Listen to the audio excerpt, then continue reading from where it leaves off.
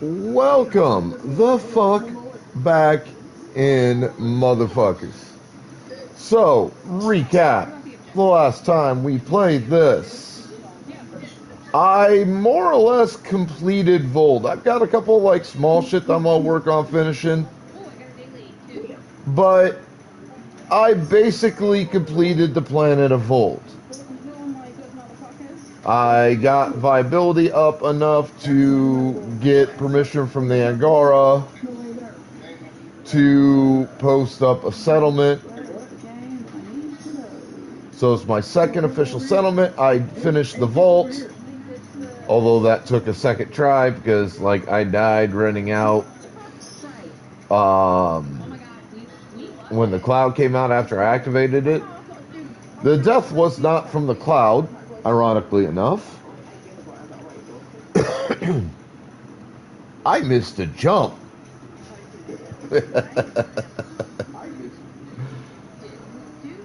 I didn't die because, you know, that weird cloud thing comes out at me. No, I died because I missed a jump. Then I had to make my way all the way back to the fucking vault.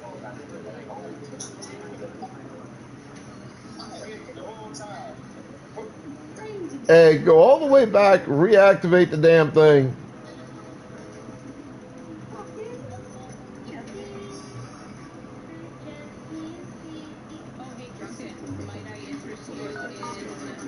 And redo it.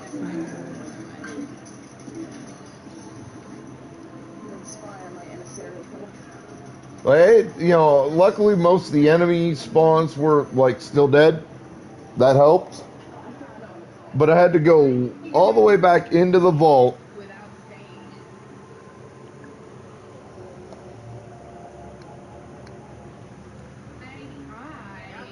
Back to the console.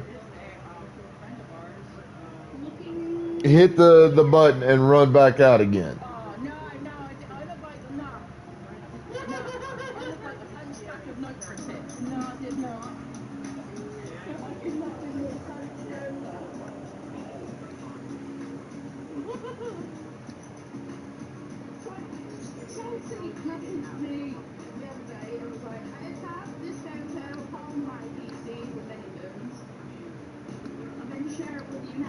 So that was fun.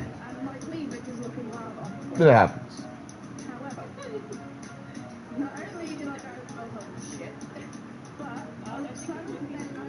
Not a big deal.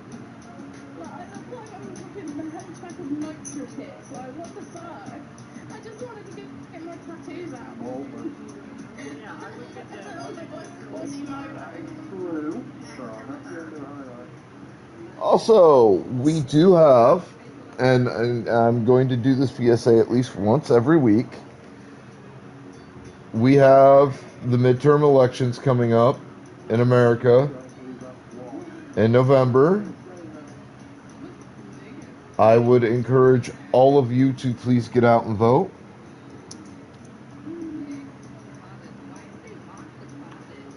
Your vote matters. Your vote counts. Your vote is more important now than it's ever been in the history of this country.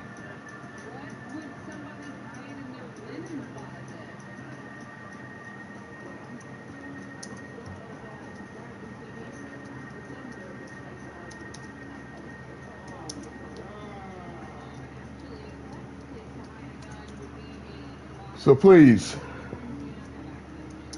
get out and vote.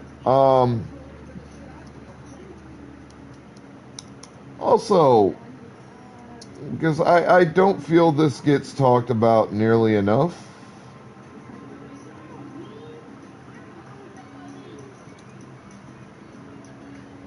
As voters, we have to be responsible, not just in terms of getting up and voting, but in terms of who we vote for and why. And it's the why I want to concentrate on a little bit here. So, regardless of any other potential shenanigans that occurred in the 2016 and the 2024 votes that cost Hillary Clinton in 2016 and Kamala Harris in 2024, the presidency.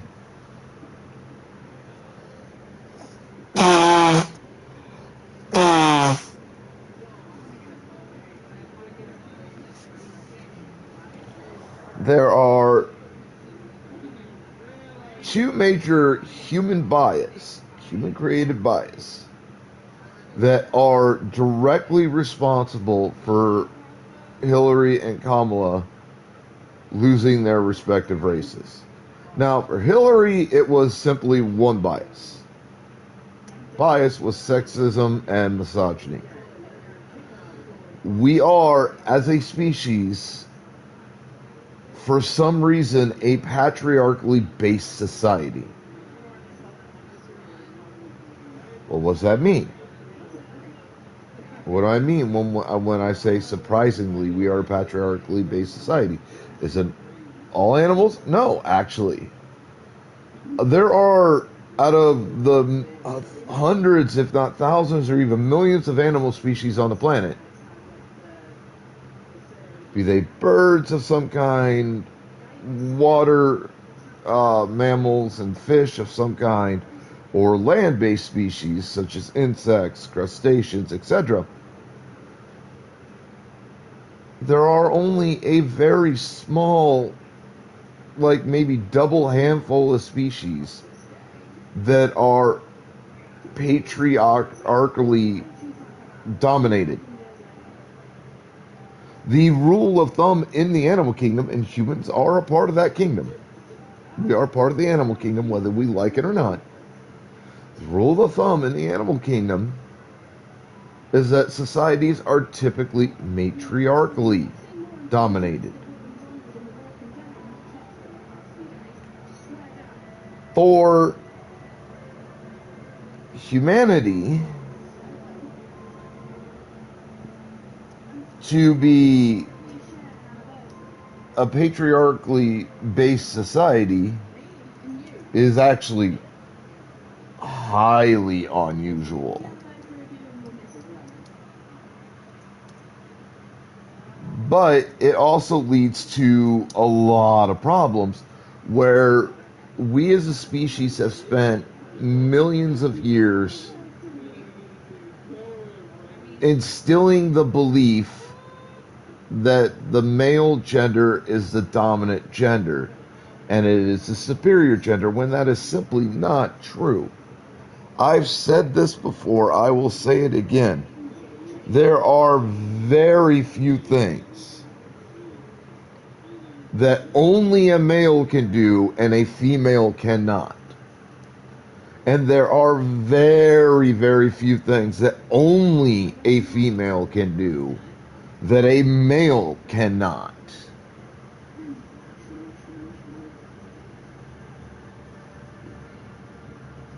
For example, only women can actually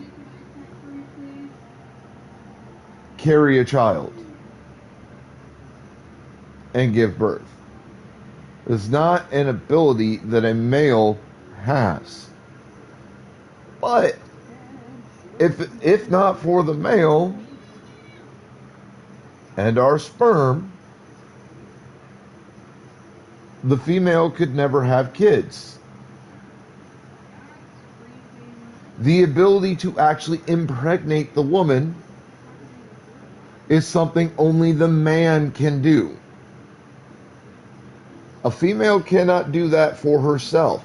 She does not produce the correct materials to self-impregnate herself. If she wants to do it without the help of a man, she has to go through a facility that uses science and machines to do so. But she can't just be at home and one day decide, oh, I want to be pregnant, and all of a sudden she's fucking pregnant without anybody else's help in the matter. That is a male-only ability. The ability to successfully impregnate a female. Just like it is a female-only ability to successfully carry and give birth to a child. There are very, very few things that only males can do, females cannot. There are very, very few things that only a female can do that a male cannot. So to allow ourselves to continue to be influenced as a species by this patriarchal code that dictates that males are the superior gender, especially when it comes to voting and government, is at best asinine. Why is it that female candidates have to work 2 to 3 times as hard to win governmental seats on local, state, and federal levels as a male candidate?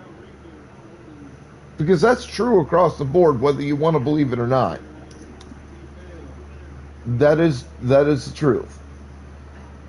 But then we get to the case of Kamala Harris, where she had 3 strikes against her going into the race.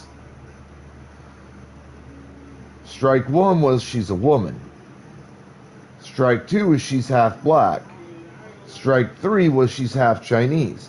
So 2 counts of racism and a count of misogyny and sexism. Let's be real. Because if you watch the 2016 campaign race,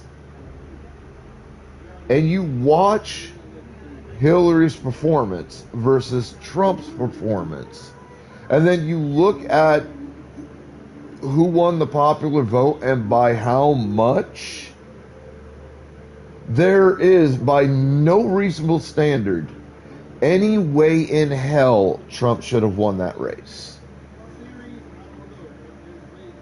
If we're going based strictly on performance on the campaign trail and platforms, Trump should have lost that, and lost that massively.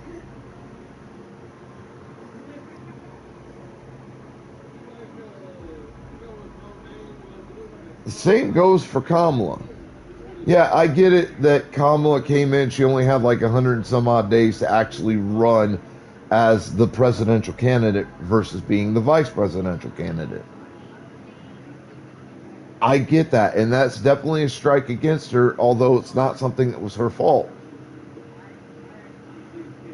But again, if you do a just straight performance comparison on platform and just general viability, Kamala beat the shit out of Trump in that race in just 100 and some days, in way under a year, like in a third of a year. And she vastly outperformed Trump on every conceivable level, by every conceivable metric. And she won the popular vote, again, by a pretty significant margin. Hillary won by the popular vote by somewhere around at least 3 to 5 million. Bare minimum, I think it was somewhere between 6 to 10 million. Kamala also won by somewhere around like 6 to 10 million in the popular vote. Why did both women lose? Well, I mean, there's only one common denominator between Kamala and Hillary versus Trump. That's that the two are women. Trump got a leg up because of racism as well against Kamala, because we all know that Trump is a racist piece of fucking shit. That's been proven viably since like the 70s, when Trump got called before Congress because Trump had ordered its building managers for places where Trump had apartments for rent to not rent to non-white skinned individuals. And then got caught doing it, and Congress was like, nah, bitch, you can't do this shit. People forget that happened. It actually happened. It's on the record. You can look this shit the fuck up. Trump got called before Congress for being a racist piece of shit rental manager or rental owner. Because that's what it is. On top of all the other negative things about Trump, there's that as well. And it's mind-boggling to me that allegedly the majority of Americans elected that piece of shit to office. No, we didn't.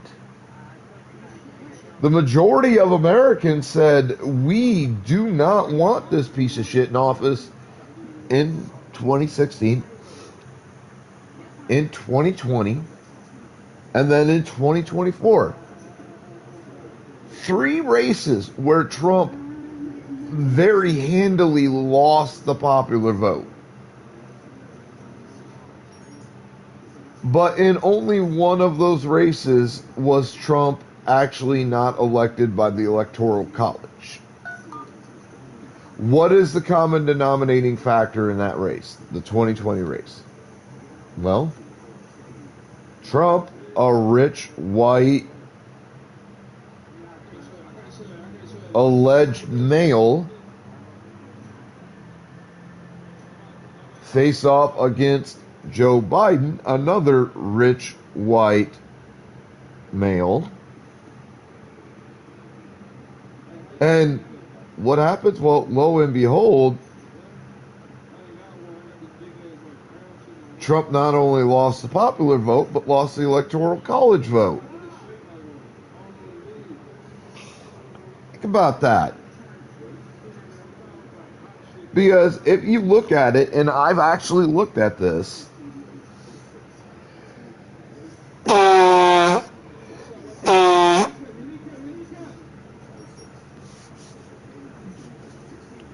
in America's history,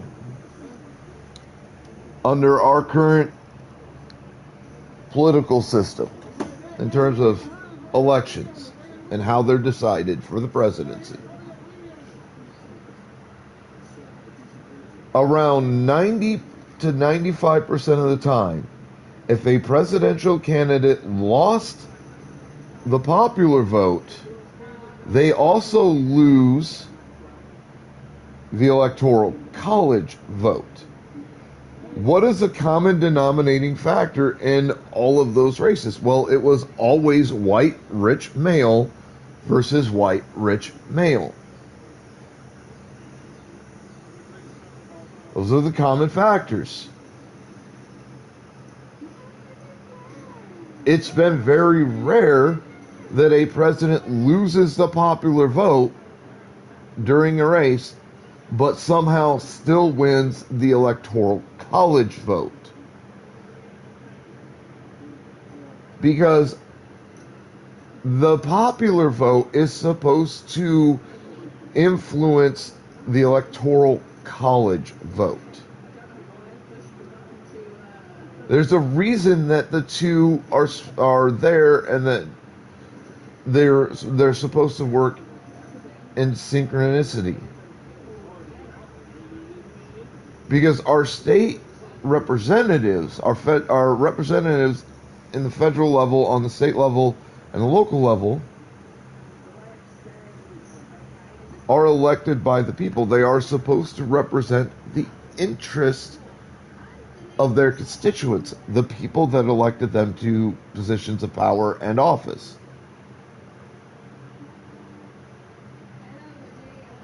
So if the majority of people are saying in the popular vote, we do not want this candidate in office, then that candidate should not get into office. But you'll also notice the presidential election is the only election I know of in American politics that has a two-vote system. The popular vote and electoral college. Now, I understand intellectually why people are calling for the banishment of the electoral college. I understand why people want to get rid of it. And I agree that to a degree it is broken today. It's not working the way it's intended to. I don't personally believe that disbanding the electoral college is the right move. At least not, I don't believe that 100%. I would need to see viable alternatives placed on the table before I could back that 100%.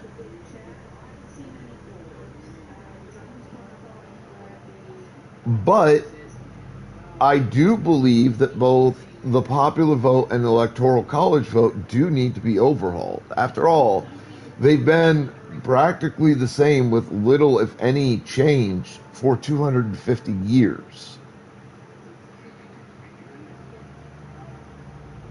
The world has drastically changed in that amount of time.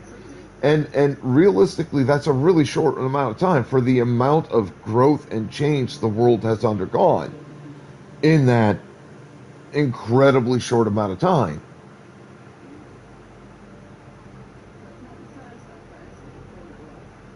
So, yes, do changes need to be made to voting and how votes are counted and all that? Absolutely. We need to bring it into the more modern era, so we need to pass laws and whatnot that will do that, that are agreed upon by the majority of the people. But I don't think that just tossing out the electoral college is the right move. Especially if you don't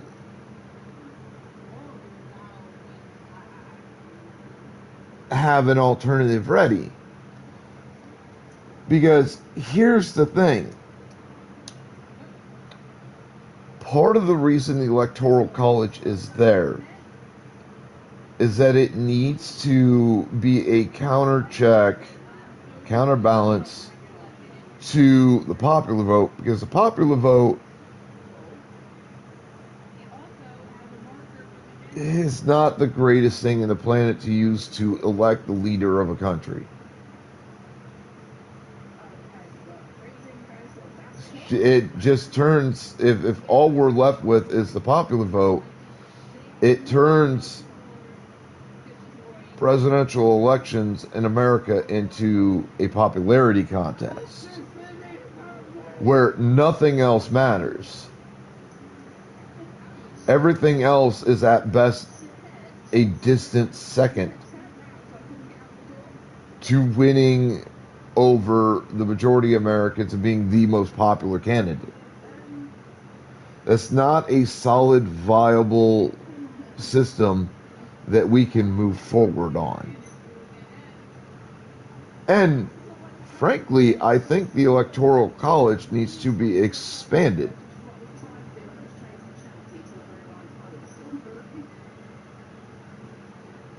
Into Congress. I think all federal level elections should work on this two-factor authentication voting system that we have. It should require a win by popular vote, and you should also have to win by the Electoral College. And that's where I think the biggest change needs to come for the presidential elections. You have to win both the popular vote and the Electoral College. I don't think winning just one of the two is sufficient. And I don't think that represents the voting public.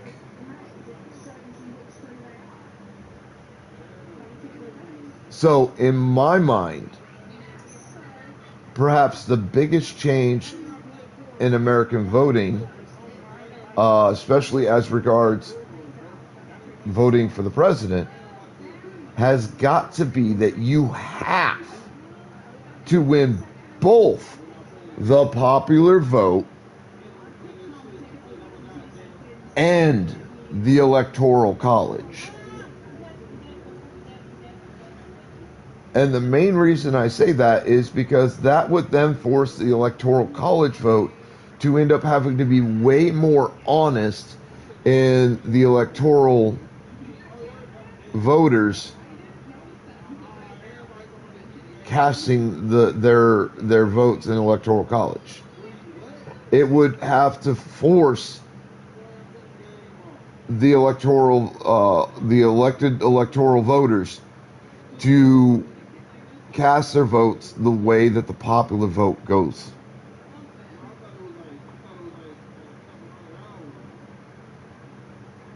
It would force it to do that.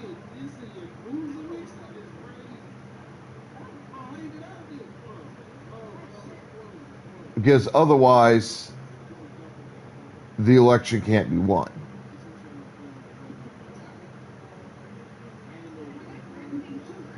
And honestly, if you read up a little bit, you only need to read just a little bit on how the Electoral College is supposed to go.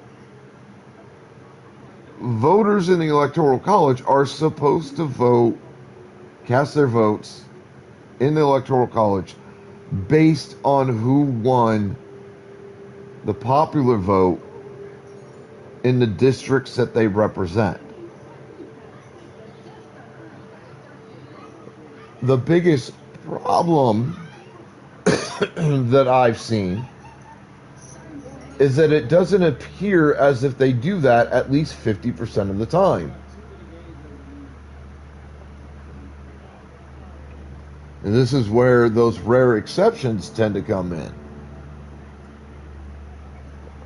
And I don't know if it's bribery, I don't know if it's blackmail, I don't know if it's something else that is causing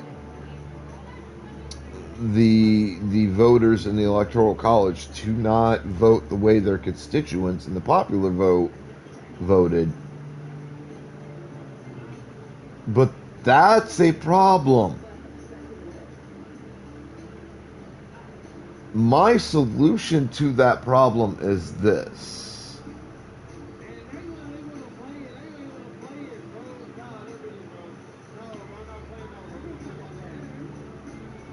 I would like to see people elected as part of the Electoral College slate from the common people. No more politicians or millionaires or billionaires. If you make $1 million or more a year, hell, if you make more 500,000 or more a year, you should be ineligible to be part of the Electoral College slate for your state.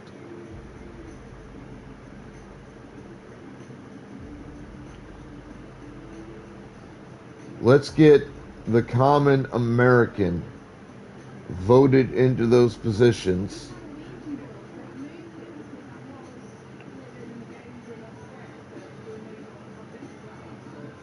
Once they are selected at random, we put in the proper parameters into a computer algorithm that has the list of every known legal American.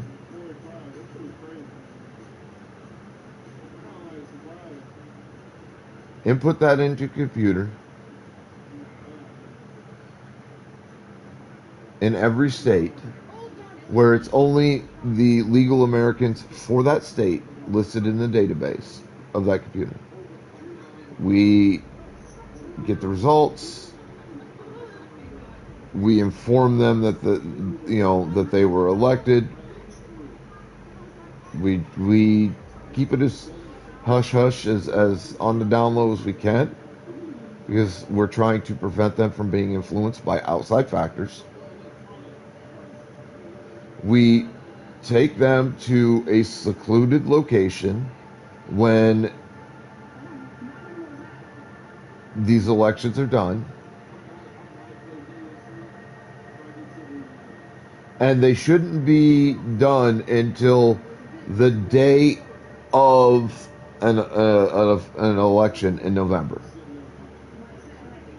So the names are selected at random the day before the actual election. They are informed and picked up the day of the election. They are sequestered from everything and everybody. No phones, no computers, no internet, no outside access except for,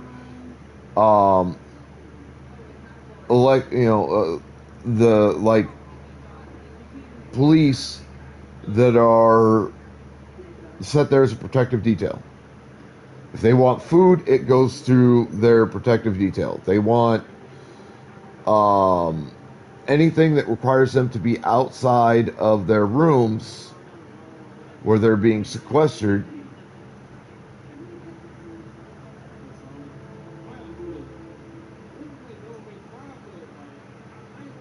then they have to be, those requests have to go through the protective detail. And if the request has anything to do with like getting news from the wide world or any sort of even the smallest potential of communication with the outside world, so pen, paper, electronics, anything of that nature, then those requests should be automatically denied. We sequester them, we keep them away, and then when the votes are officially tallied, and all the votes have come in and been counted and tallied, which could take upwards of a week,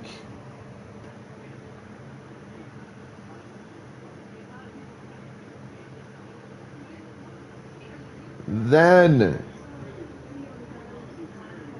and only then, are they brought out. They are informed of the votes, district by district, and they are, and it's done one by one so that no one person knows what any of the others' electoral college vote ends up being. And they are told that their vote has to go the way the majority vote in their district went. That is who they are required by the law to vote for in the electoral college. And they are watched as they cast their vote with the majority of people from their district. It is the only way I can think of right now to reasonably try to maintain some form of honesty with the electoral college.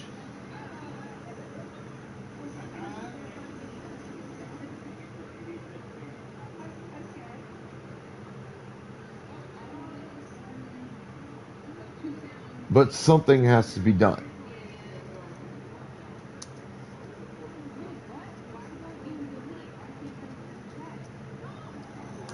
Like, something has got to get done for this.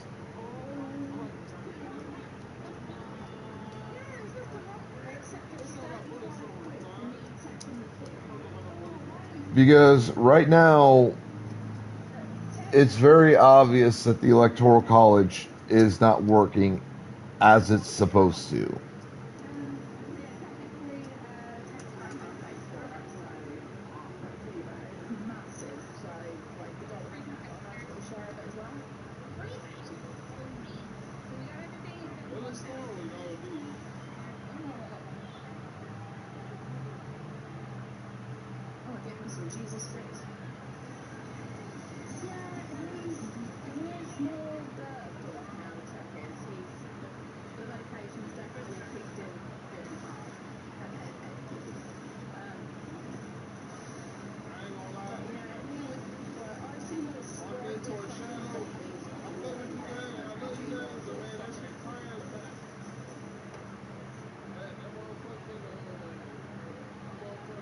But that's a discussion for another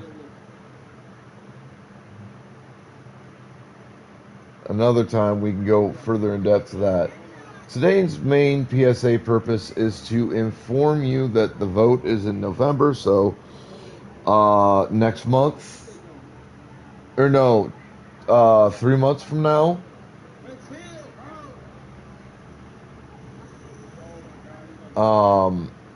We need you to get up and vote, but we also need you to please keep your biases the fuck out of your votes.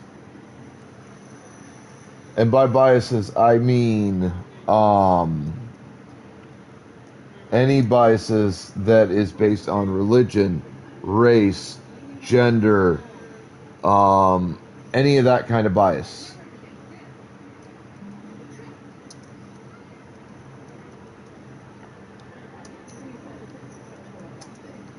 Leave that shit the fuck at home. Your votes need to be cast on platforms. What are the candidates running on? What are they saying they're going to do? What is their voting record? What is their record in politics itself?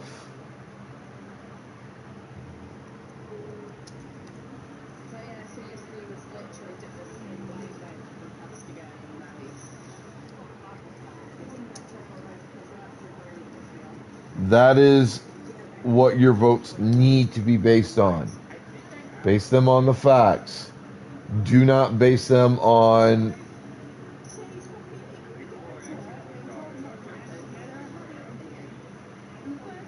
personal biases. Don't base them on race or religion or gender or any of that other nonsensical bullshit. Leave that shit the fuck out and leave it at home. We need to start making votes honest, and half the fucking problem is the American people. I hate to say it, but it is. It's the common person who goes out and votes. We are half the fucking problem. Because we go out and vote by allowing our personal biases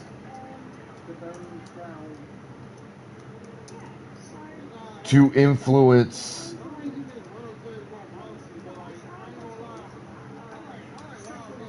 how we cast our votes.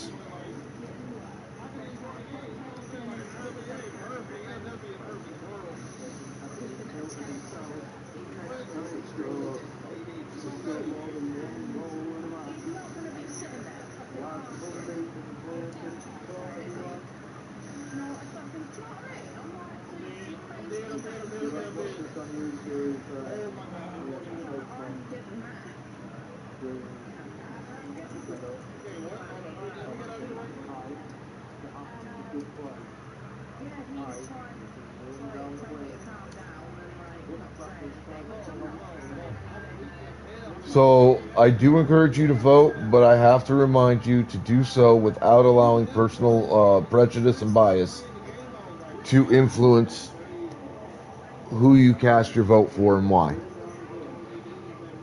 And I realize that most people don't realize that that happens when they cast their votes. I get it.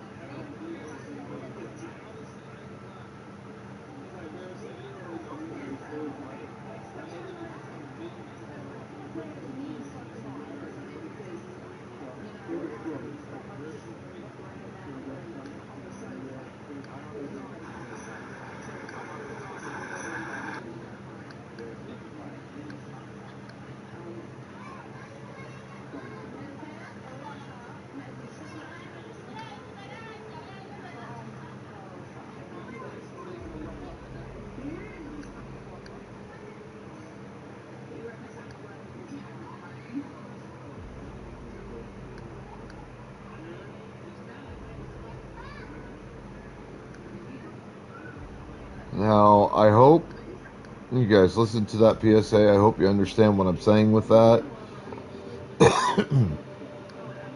And I'm hoping that when you go to the ballot box this November, or do a mail-in ballot, assuming your state will still allow you to do that, that your votes will be based upon the facts and not bias. Because see, like, that was my biggest thing with the Kamala race and the race with Hillary. Like, we'll start with Hillary. When she ran against Trump, the two biggest complaints I heard about Hillary from the obviously uneducated and uninformed morons that they didn't want to vote for. The two reasons given the most were Benghazi and the 30,000 emails issue. And I noticed I got one of two reactions when I proved both of those to be a load of shit that you shouldn't be basing your voting choice on. So let's start with the email thing. Did Hillary Clinton use a non-secured, non-government email address to send emails that to some degree had to do with governmental business during the Bill Clinton administration? Yes, she did. Those things, those emails have been investigated dozens of times since it happened by dozens of different prosecutors.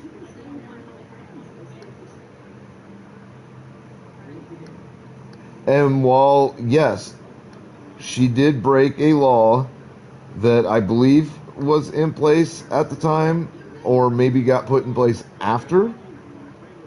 So if it was in place at the time, she broke the law. If it wasn't, if it came about after, then she didn't.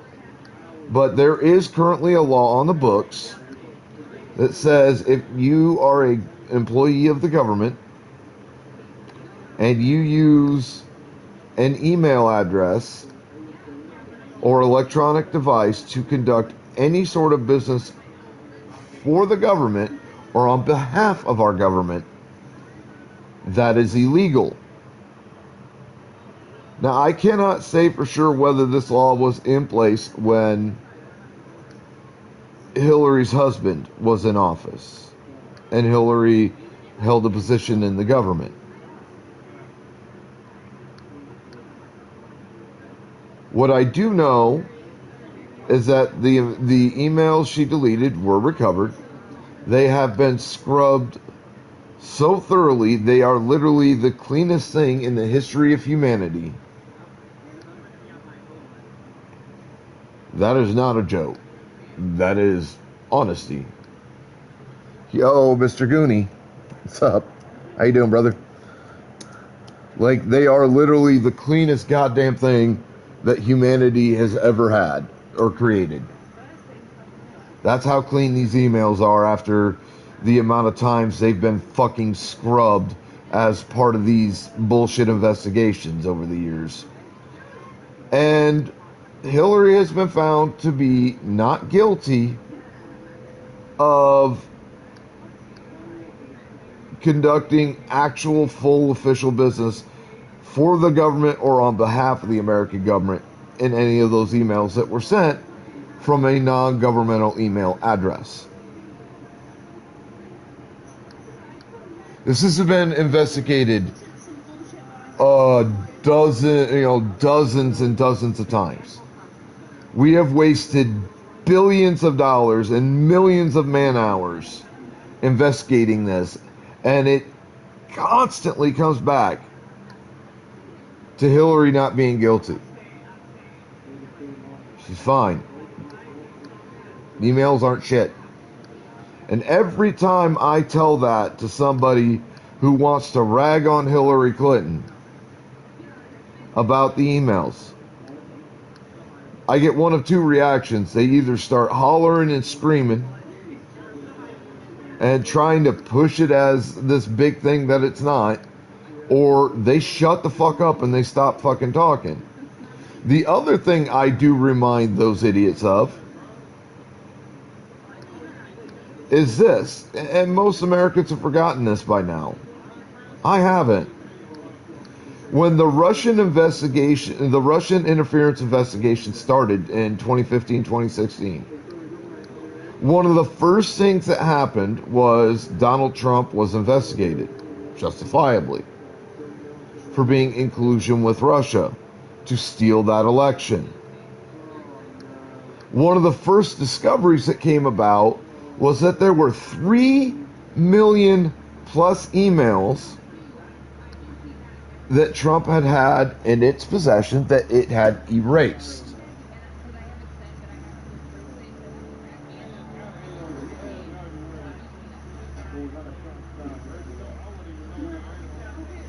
And then that was discovered by the investigators, and Trump was ordered by the federal fucking government to turn over those emails.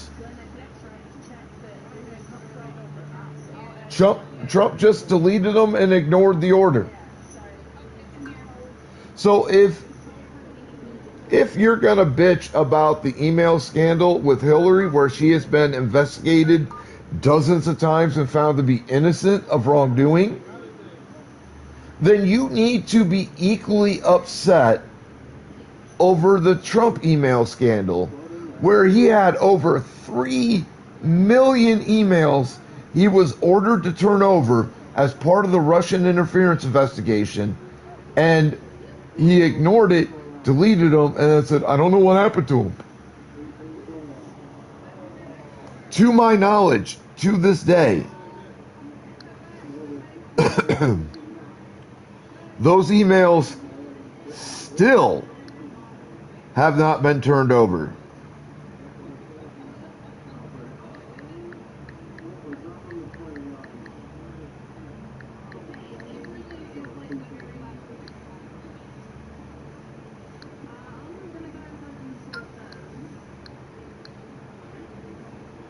So if we're gonna sit there and bitch about the Hillary emails, then we need to sit there and bitch about the Trump emails too.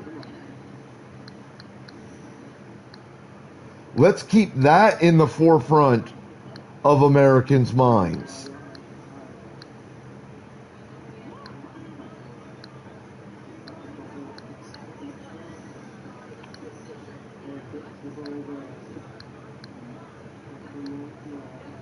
Let's never forget that.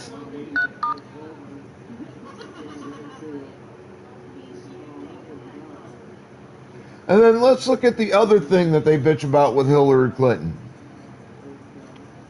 Benghazi.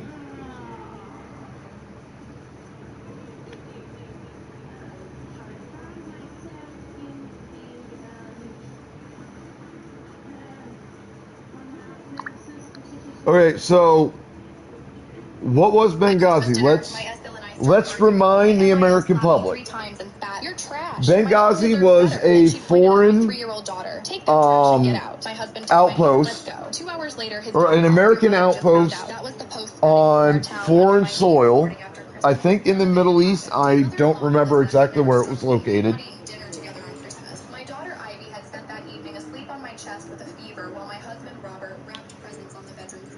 Where at one point it had top-notch security. Then Congress, not Hillary Clinton, Congress made the decision to cut security funding for such locations, such facilities, which lowered the security of the diplomatic facility. What was a direct result of that happening? The facility was attacked by local terrorists. A lot of people were killed and a lot of building damage was done. Now, leading up to the Benghazi attack, Hillary is on record multiple times going to Congress and saying, you need to give more funding for security for these kind of outposts.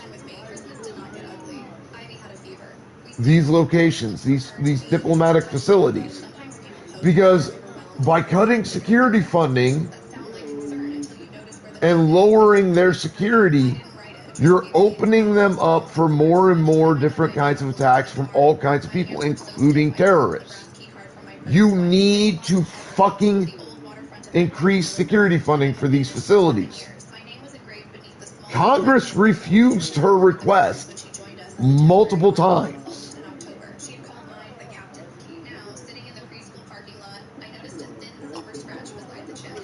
But yet, Hillary is still being blamed for all of that happening. The problem is, again, none of that was her fault. She did not control congressional decisions about funding for these facilities.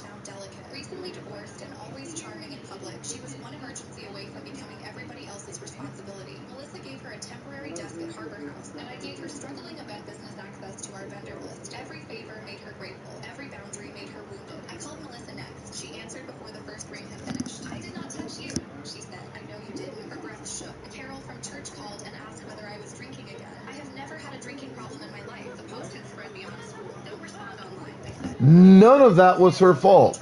Hillary was actually actively campaigning to increase funding for security purposes for facilities like Benghazi.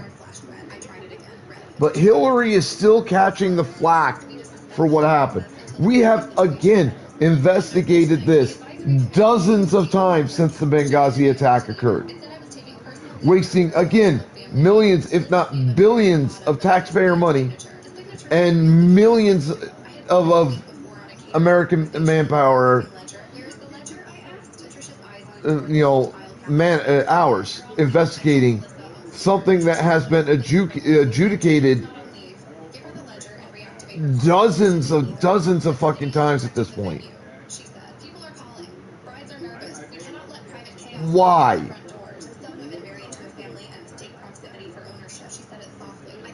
This was something that Hillary was not at fault at in any way, shape, or form.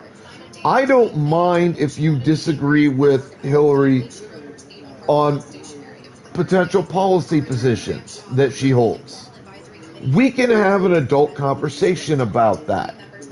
But if your only reasons, and it seemed like, even today, the majority of the people that, quote unquote, dislike or even hate Hillary Clinton only hate and or dislike her because of Benghazi and because of the email issue.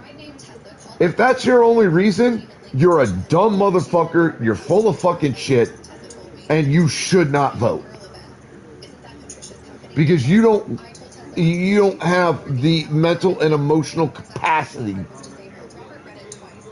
to vote in a manner that is beneficial for yourself and the country.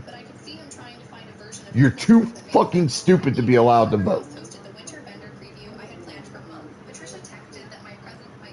Because you're sitting there hating on Hillary Clinton for two things of which either she had zero control over and actually actively campaigned to change for the better and was refused, or she didn't really do anything wrong. You're not hating on her or disliking her for policy positions, which is the important thing for a political candidate. And for those that don't like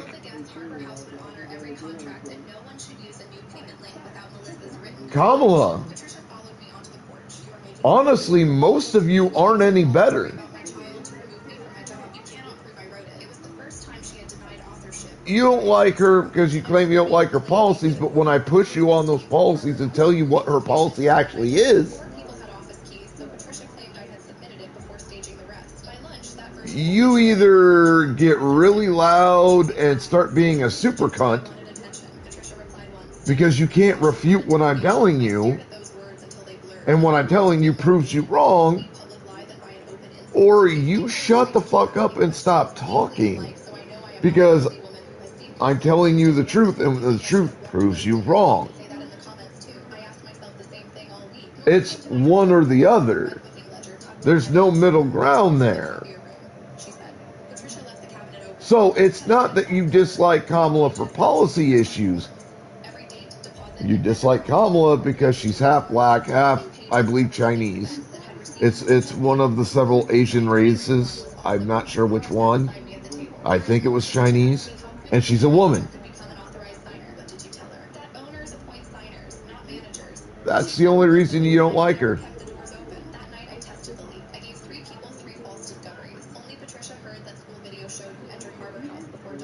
Like, that is the only reason you don't like her. And I prove that time after time when I go, okay, look, this is what you're saying, the policy of hers you don't like. Well, I look it up, I bring it up, I read out what her actual policy position is. You're like, well, that's not what I was told. Told it was this, so I should hate her because of that. But that's not. You're reading what her. No.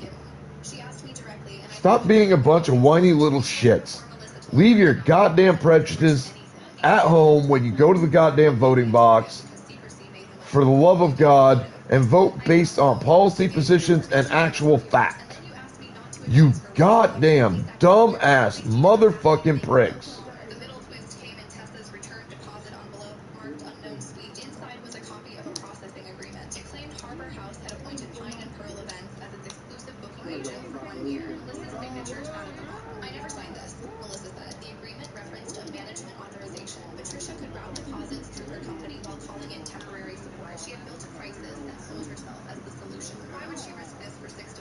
I am sick of you dumb motherfuckers running your mouths, making up all these bullshit excuses for all this shit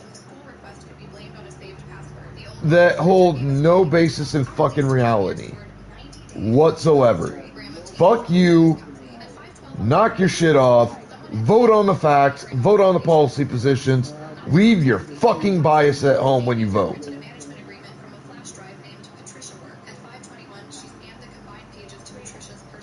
And also, get up off your ass and vote.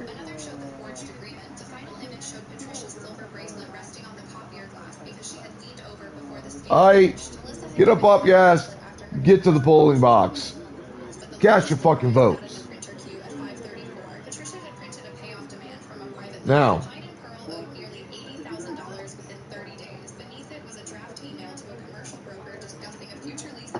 that said, I need to run the restroom, grab some coffee. I'll be right back. Hang tight, and then we'll get into actual play.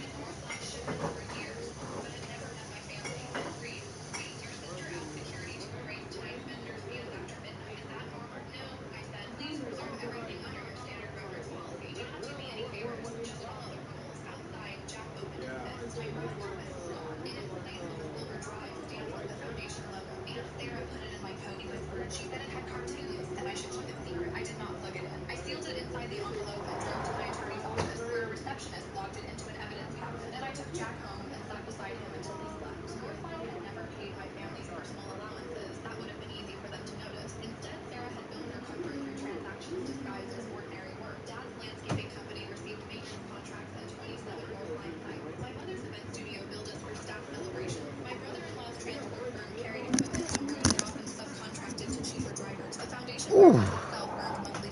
Okay. Back.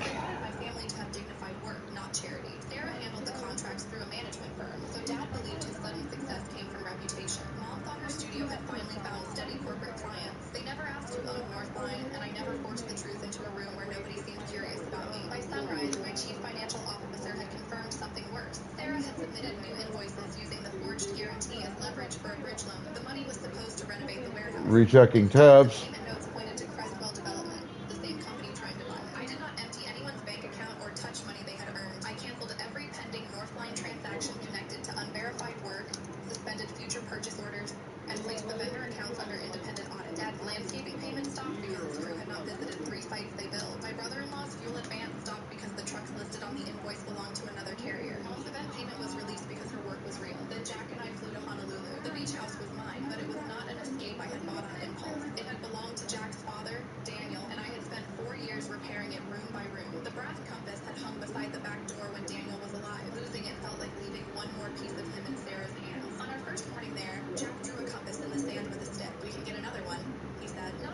should be replaced. I told him some things should be returned. My phone filled with messages before breakfast. Dad wrote that I had sabotaged honest businesses out of spite. My brother-in-law accused me of punishing his employees. Sarah posted a statement saying a distressed relative had launched a financial attack after being asked to seek help. The local news repeated her words beside footage of me leaving the ballroom with Jack. Mom called last. Did you really stop everything? I stopped payments that had no proof of work. Your father says you ruined him. Ask him for the service logs. She went quiet. Then she said, Sarah told us Northline was squeezing small vendors. She said she was protecting us. That sentence stayed with me. Sarah had not merely hidden my ownership. She had made herself the brave middleman rescuing our family from the company I built. 3 days later, Nathan sent my attorney a routine incident report. Hotel security had preserved the badge scans, loading dock camera footage, and printer queue. The flash drive had been printed on the Foundation office computer that afternoon, but Sarah had never entered the office according to her badge. Someone else had. The scan belonged to my father. I wanted to call him immediately, but my attorney, Denise Harper, asked one question. Do you want an argument, or do you want an answer that survives an argument? So I waited. Denise had the flash drive examined by a digital forensics specialist. It held children's videos, just as Sarah had promised Jack. It also carried a hidden folder that had been deleted but not wiped. The specialist recovered fragments of draft contracts and a spreadsheet titled Family Transition. The spreadsheet listed my parents' house, Dad's company, Mom's studio, and the Foundation warehouse. Beside each asset was a date when Sarah expected its Northline income to end. At the bottom was a projected payment from Crestwell, large enough to move my parents into a private retirement community and make Sarah the Hey, welcome in, Adidas. my name appeared once. How you doing, brother? Hello, Darth Simoas. I apologize if I mispronounce that. I have no idea how to pronounce that correctly. But let me do my normal thing here. Before I had every answer. If you think I had the right to protect my work and my son, leave a like or a few honest words. I needed that kind of clear voice then, because my own family had spent years teaching me to doubt mine. The spreadsheet was a strong sign, but it was not hard. I think I'm still not entirely sure. I do apologize for any possible mispronunciation, but welcome fuck in. How you doing, motherfucker? I said the Foundation could keep using the warehouse for one more month if every director signed a simple conflict of interest disclosure and produced the original approval. Alright, we're about ready to get into this. I do kind of need to check the map, though. Lauren is attempting to extort the Foundation, Dad called. Oh yeah, I remember what I'm doing now. Oh yeah, I'm gearing up for a really bad fight. But board treasurer Rachel Owens asked why a sale agreement existed when the board had never voted. A second director asked why Crestwell's deposit did not appear in the Foundation account. Sarah canceled the next board meeting, claiming a water leak had closed the office. Nathan visited the hotel ballroom that morning and sent a photograph. The Foundation was hosting a holiday luncheon there. About to introduce you to probably the single most dangerous, or at least one of the most dangerous creatures in this entire game. That small act changed the tone. Rachel called me that evening. I believed your sister, she admitted. She said you signed the sale, then became jealous when your father praised her. But I checked the minutes. The page authorizing Crestwell was inserted after I signed the binder. The paper is a different weight. She also remembered Dad borrowing the office key on Thanksgiving afternoon. She said he needed a quiet Lives up to its name. This returned 2 days later in a padded envelope with no note.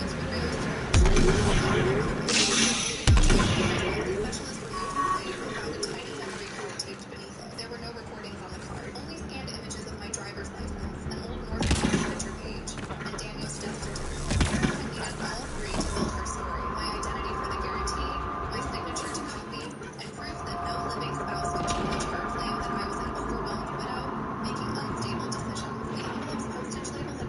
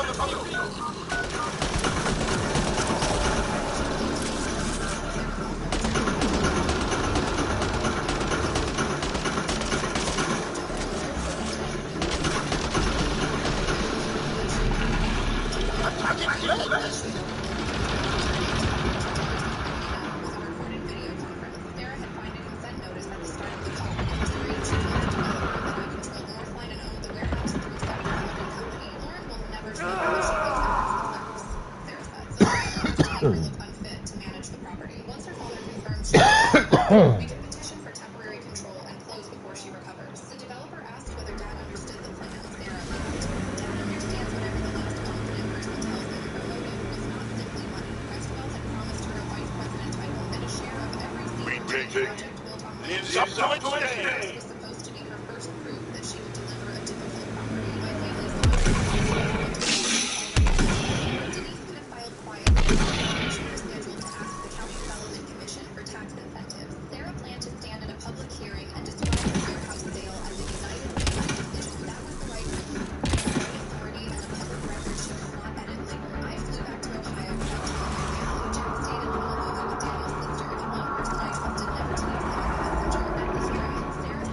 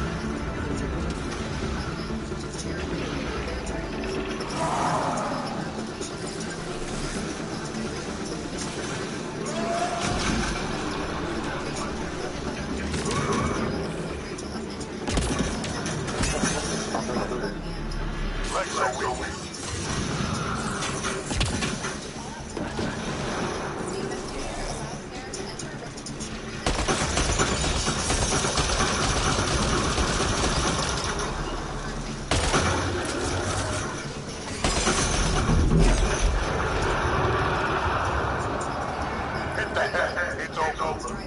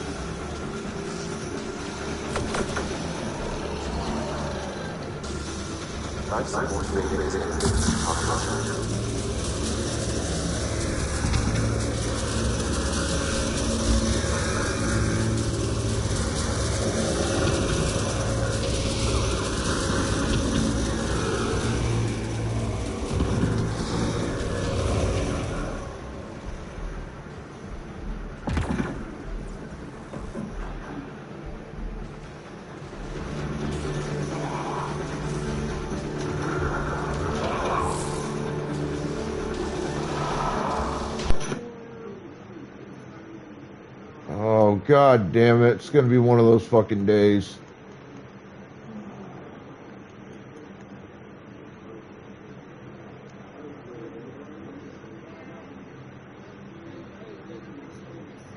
I'm gonna get through this fight.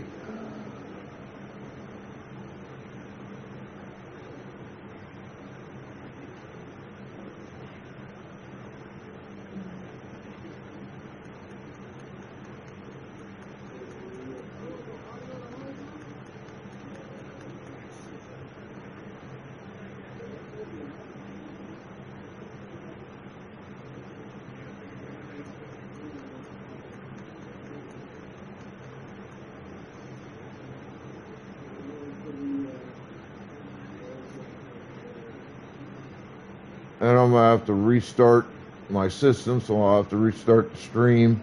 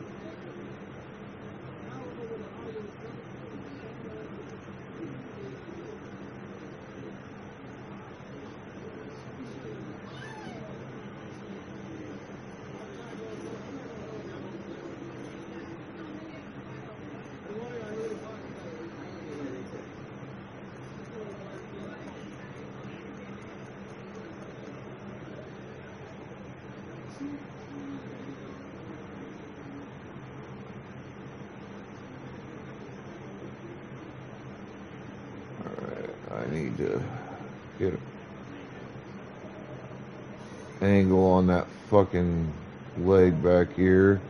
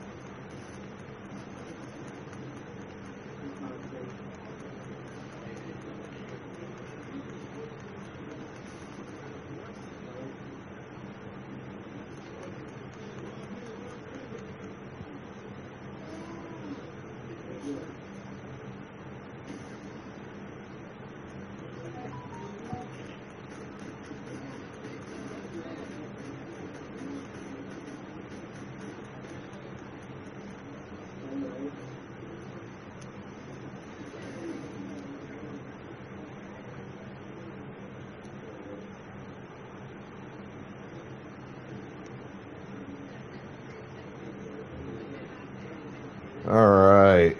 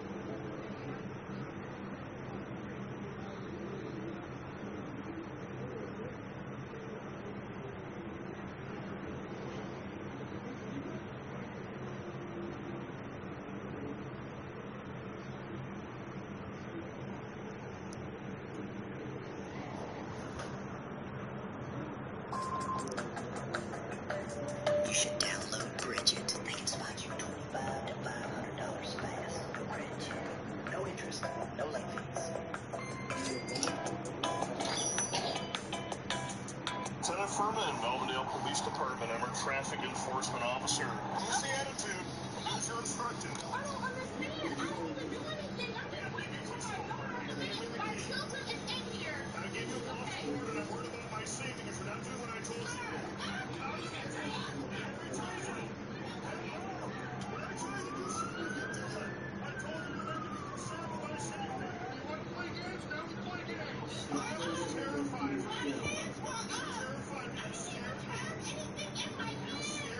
So for years, he escaped prosecution for his alleged assaultive behavior. He has been cited for excessive force during his storied career at least 7 times, and yet still has his job. Do you have the temperament to be a police officer? When I tell you to do something, you do it. End of story. Lieutenant Furman, Melvindale Police Department. I'm our traffic enforcement officer. What's the attitude? As you're instructed. I don't understand. I don't even do anything. My children is in here. I gave you a lawful order and I'm worried about my safety because you're not doing what I told you.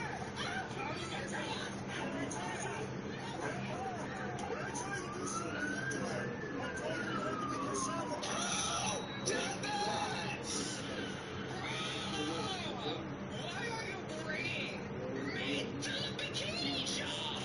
We have strawberries and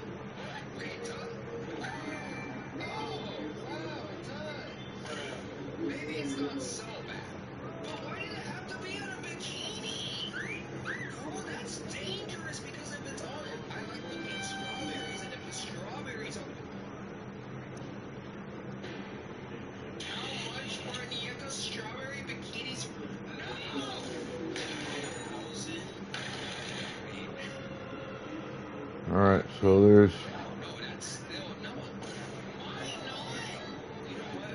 only one other real thing to do here. But first, I need to shut down and reboot. I'll be right back. Y'all hang tight.